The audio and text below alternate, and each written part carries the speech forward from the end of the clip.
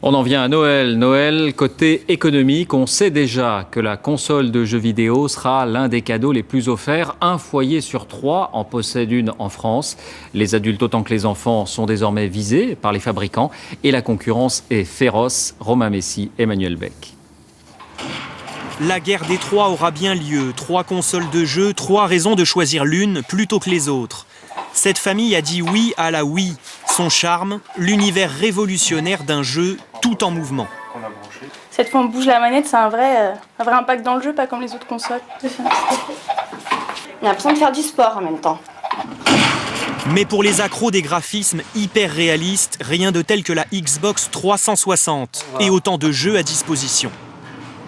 On peut avoir tous les styles, que ce soit la guerre, la musique, les jeux de voiture. On trouve vraiment notre bonheur. Et il y a les adeptes de la PlayStation 3, une console multimédia pour le jeu, mais bien plus que cela. Au revoir, monsieur. Bonne journée, monsieur. En fait, on a un tout en un et on peut tous avoir accès à Internet, regarder des films en haute définition avec le Blu-ray. Donc ça, c'est absolument génial. Elle trône au centre des grands magasins, 3 consoles de jeux vidéo sur un marché qui rapporte plus que le cinéma ou la musique.